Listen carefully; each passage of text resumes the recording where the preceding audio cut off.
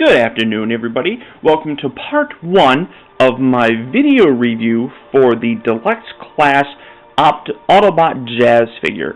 Now, notice I said Autobot Jazz because Hasbro, I believe, no longer has the license right to be able to just call him Jazz, so they have to package him as Autobot Jazz. In part 1 here, I will be basically just commenting on the figure himself, going over a little brief description of him, the general review, and what I think of the character himself as a toy. Now, as you can see, Jazz is a silver grayish type of color, which, number one, that's my first problem.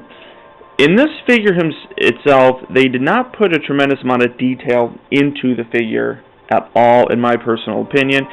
A very, very boring gray silver type of color doesn't really bring out the true sports car that Jazz is supposed to be. He's supposed to be a Pontiac Solstice. I may be saying that wrong. I'm not a big car person.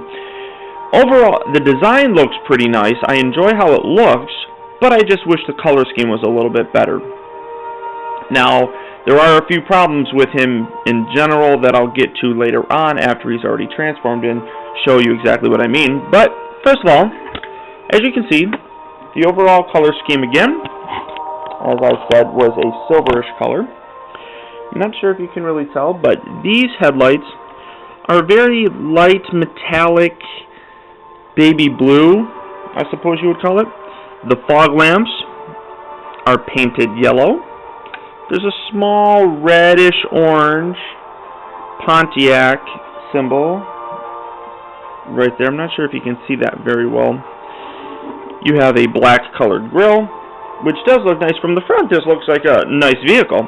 I would drive a car like this, I suppose. Now, notice this item here on the top. That's his weapon. We'll get to that in a few moments as well. I'm going to set that off to the side for right now.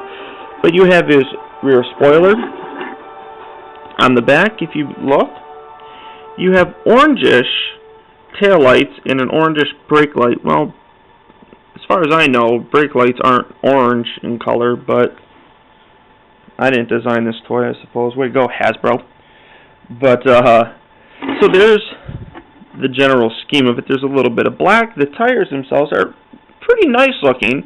They're the black plastic, as most of the Transformer movie toys are. It's a hard plastic. It's a little silver lining around the rim. The windows, as you can kind of see from this light, I'm trying to block some of it so it doesn't blind you, is translucent, a translucent blue, as well as the front. You can see pretty much what's going on in there. Now, if you do look inside there, which you are not going to be able to see, you'll be able to see it on your toy, there's a hint of a dashboard and maybe some seats. So that's a nice little touch how they put some design into that. But this hood part here doesn't hide any robot parts, unlike the other Transformer toys themselves when you look inside the seating, the passenger area itself.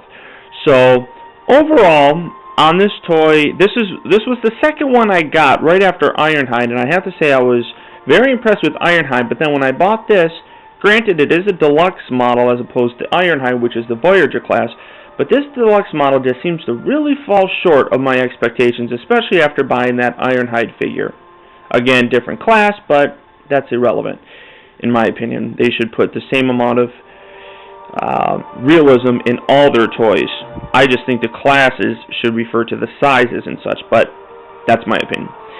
Overall, in terms of the overall appearance of the vehicle in this mode, I unfortunately have to give this probably only maybe 6.5 out of 10. It's not fantastic. The reason it is as high as it is because I like the general concept, the design look of the car itself. It's a fancy looking car. As you can see, it displays very well in this mode, but it could be considerably better. I have seen, going for a lot more, this is a $10 figure, I've seen on eBay vehicles Jazz figures like this that have been repainted. Now, that costs more money, obviously, because you're paying for somebody's time to go in there. So if you want realism in your figure and you have the means and the money to spend, look for something like that. Just this figure by itself, I would only recommend it if you absolutely wanted to complete your collection, as I did.